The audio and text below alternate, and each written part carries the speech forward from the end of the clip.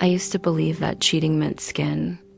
I used to think betrayal required a hotel room, a lipstick stain on a collar, the scent of someone else's perfume clinging to his skin like a confession he was too cowardly to speak. I used to believe that as long as his body stayed beside mine, as long as he came home every night and slept in the same bed and kissed me goodbye every morning, that we were safe, that we were whole, that we were still a marriage worth fighting for.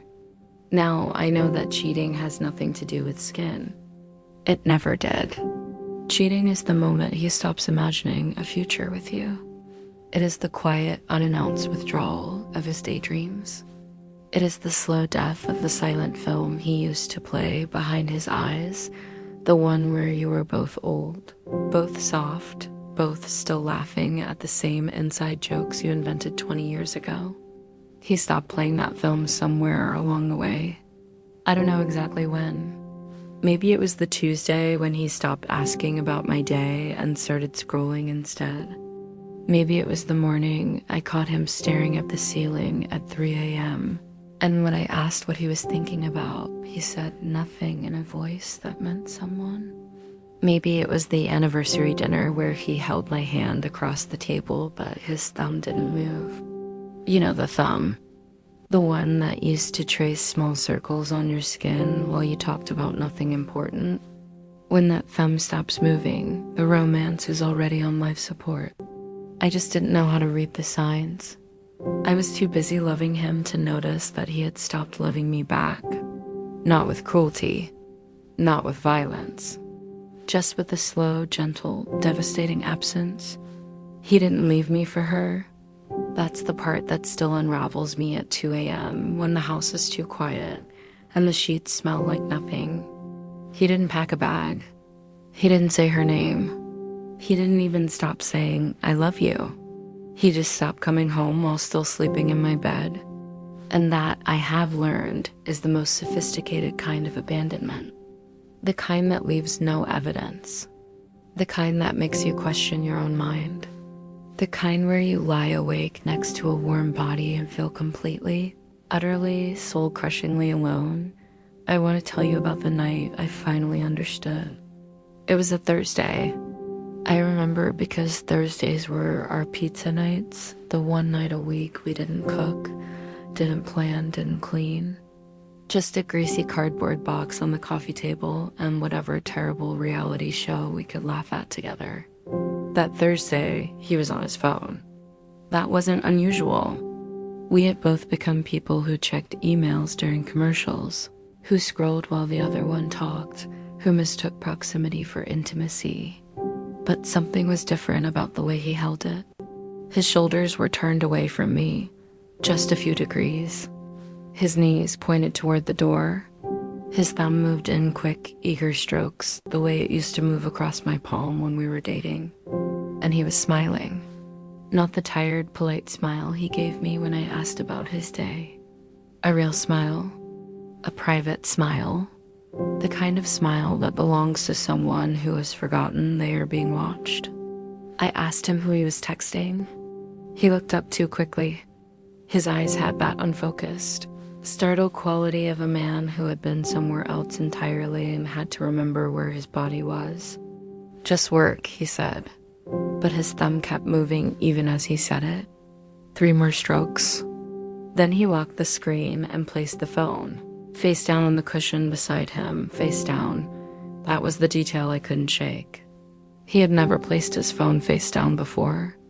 Not in 12 years. I stared at the black glass of that screen like it was a tombstone. And something inside me, something that had been trying to speak for months, maybe years, finally whispered, "He is not here. He has not been here for a very long time. You are sleeping next to a ghost who still has a pulse." I did not confront him that night. I ate my pizza. I laughed at the reality show.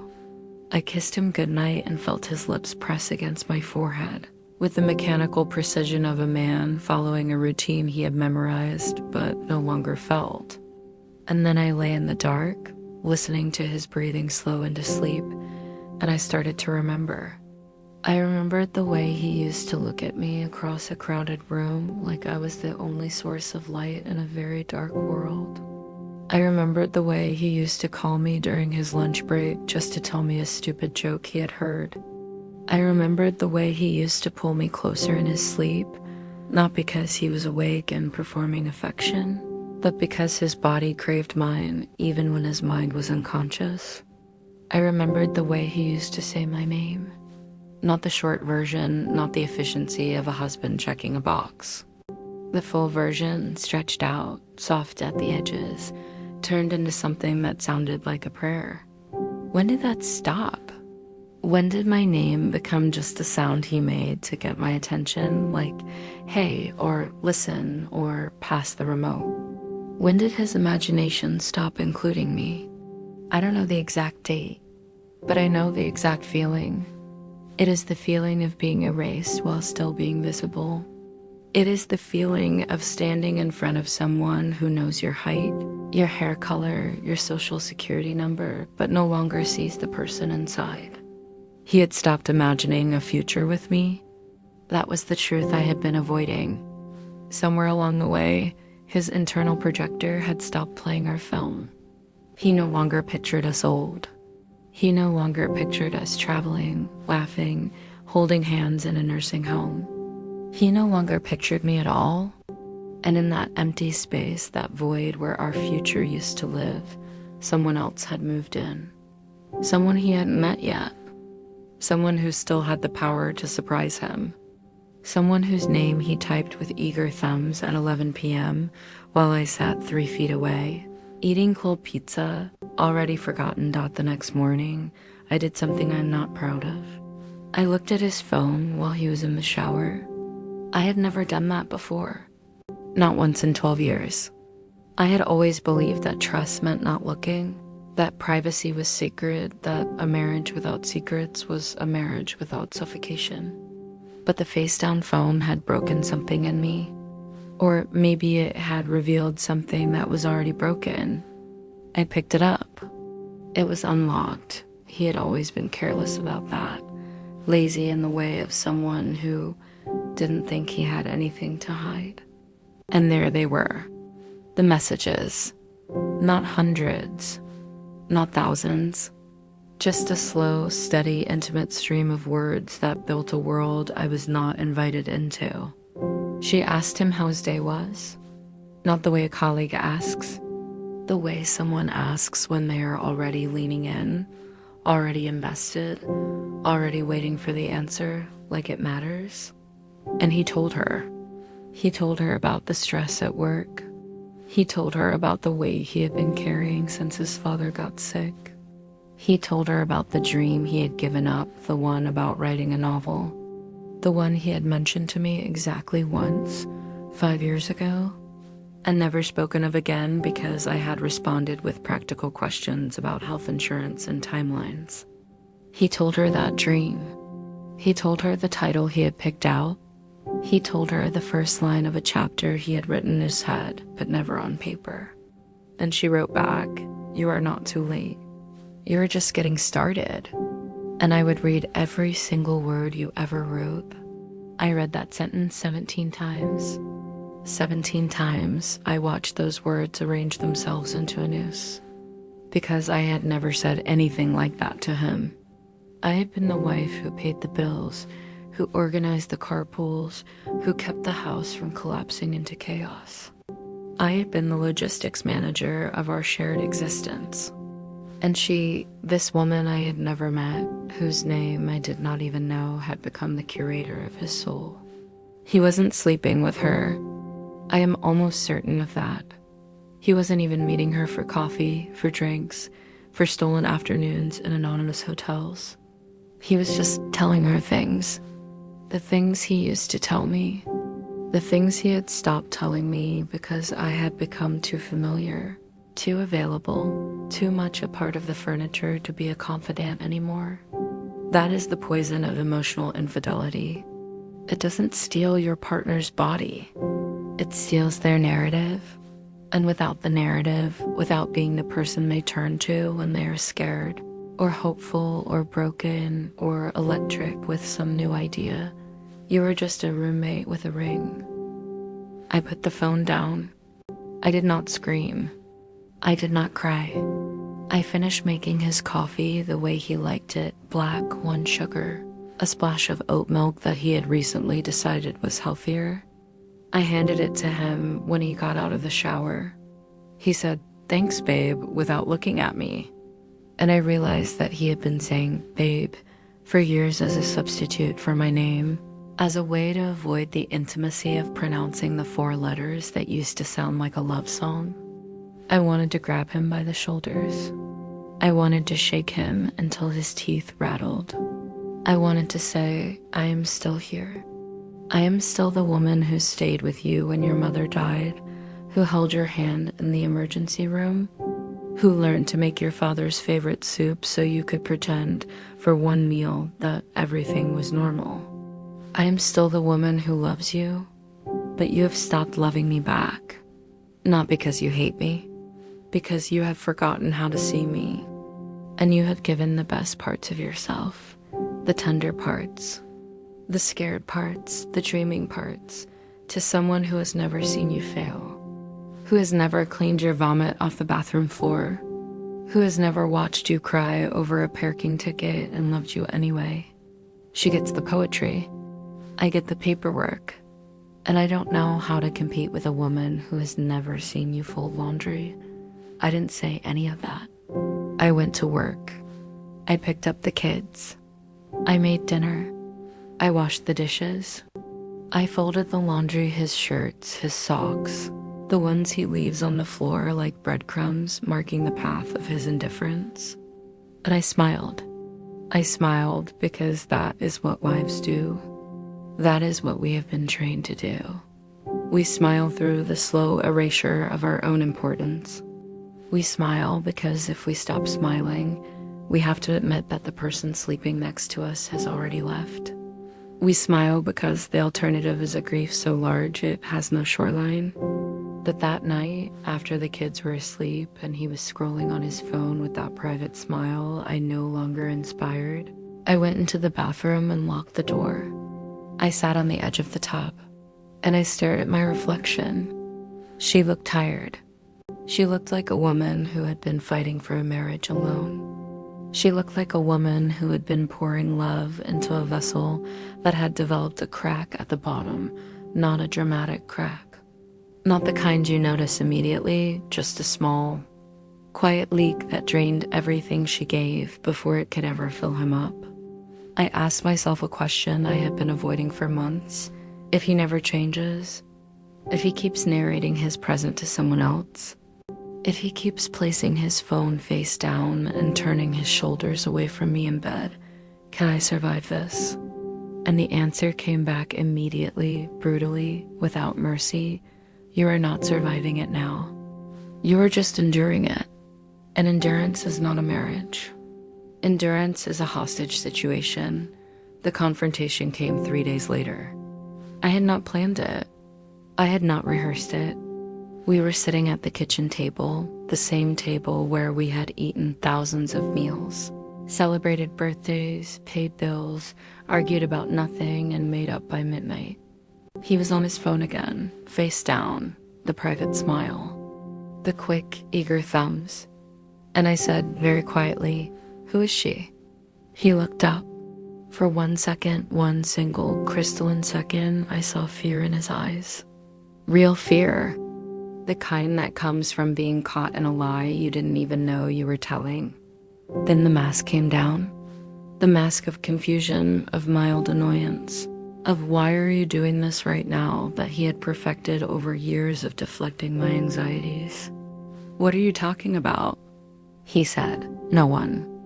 I'm just texting work." I did not scream. I did not cry. I just said, "I read the messages.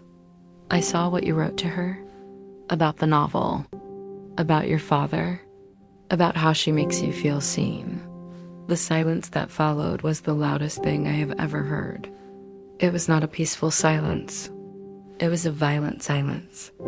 It was the silence of a man realizing that the two walls he had been carefully building, the wall between his phone and my eyes, the wall between our marriage and his heart, had just been knocked down by 4 sentences.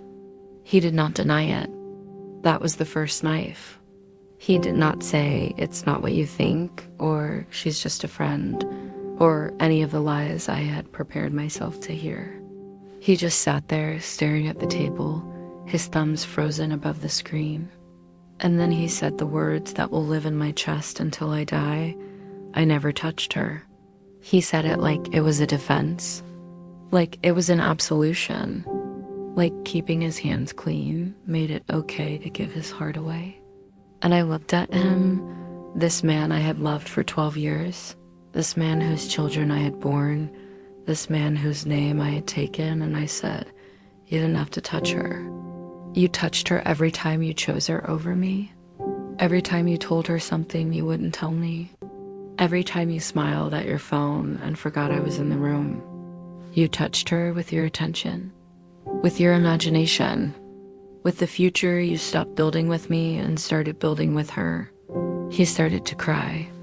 I had seen him cry 3 times in 12 years. Once at his mother's funeral, once when our daughter was born, and now he cried like a child, shoulders shaking, face buried in his hands, the ugly, helpless crying of someone who has just realized they have destroyed something they didn't know they valued. But here's the truth I have learned, and it is a brutal one. His tears were not for me. They were for himself. He was not crying because he had hurt me. He was crying because he had been caught. Because the comfortable arrangement, the wife at home, the emotional mistress in his pocket had been exposed. Because he was going to have to choose, and he didn't want to choose, and the act of not choosing had already been a choice. He had been choosing her for months. He had been choosing her every time he reached for his phone instead of my hand. Every time he said, "You wouldn't get it," instead of trying to make me understand. Every time he gave his best words, his truest self, to a woman who had never seen him fail. And now he was crying because the cost of that choice had finally arrived, and it had my face. I did not comfort him. That was the second miracle. The old me, the wife who smoothed every wrinkle, who apologized for every discomfort, who made herself small so he could feel large, would have reached across the table, would have held his hand, would have said, "It's okay, we can fix this." But the woman sitting in that chair was not the old me. She was someone new, someone forged in the quiet desperation of 300 nights of face-down phones and private smiles and thumbs that moved in eager strokes across a screen while she sat alone in the same room. She was someone who had finally realized that love is not a feeling. Love is a behavior, and his behavior had been screaming the truth for months. He had stopped imagining a future with her. He had started narrating his present to someone else. He hadn't left her for the other woman. He had just stopped coming home while still sleeping in her bed. And that, she finally understood, was not a marriage. That was a mausoleum. She had been living in a mausoleum, sleeping next to a man who was already emotionally buried somewhere else, tending a grave she had mistaken for a garden. I stood up. I walked to the bedroom. I pulled a suitcase from the top shelf of the closet, the one we used for vacations, the one that still had a luggage tag from our honeymoon 12 years ago. I packed clothes for myself, for the kids. I did not pack anything of his. He followed me. He stood in the doorway, tears still wet on his face, and he said, "Please don't go." And I looked at him, really looked at him for the first time without the filter of desperate hope. And I saw a man who was not evil, not cruel, not a monster, just tired, just lonely, just someone who had confused the novelty of a new listener with the depth of a lifelong love. He had not left me for her because he hated me. He had left me because he had forgotten how to stay. And I could not teach him how to stay. I could not want his presence more than he did. I could not be the only one rowing the boat while he sat in the back, texting someone else about the sunset. "You didn't leave me for her," I said. "You left me for the version of yourself that she makes possible. The one who still has dreams. The one who isn't tired. The one who hasn't seen the inside of a delivery room or a funeral home or a therapist's office. And I cannot compete with a fantasy. No one can." I closed the suitcase. I took one last look at the bedroom we had shared for a decade. The bed where our children were conceived. The walls where we had hung pictures of vacations and birthdays and small, unremarkable Sundays that had once felt like forever. And I walked out, not dramatically, not with a slammed door or a shouted goodbye. Just a quiet exit, the kind that leaves no echo, the kind that feels less like an ending and more like an exhalation. In the car, I sat in the driver's seat for a long time. I did not turn on the engine. I just sat there, holding the steering wheel, staring at the dark house through the windshield. Somewhere inside, he was still standing in the bedroom doorway. Somewhere inside, his phone was still face down on the kitchen table. Somewhere inside, her messages were still waiting for him soft, understanding, full of the poetry that comes from never having to pay a mortgage together. I thought about the hook I had believed for so long, that cheating meant skin, that as long as his body stayed, we were safe. I thought about all the nights I had slept next to a man who was already gone, mistaking his heartbeat for presence, mistaking his warm body for love. And I finally let myself feel the full weight of the truth. He didn't leave me for her. He just stopped coming home while still sleeping in my bed. And that, I whispered to the empty car, is the loneliest sentence I have ever spoken. I turned the key. I drove away, and I did not look back. Not because I was strong, but because I had finally realized that looking back had never once changed the direction I was heading.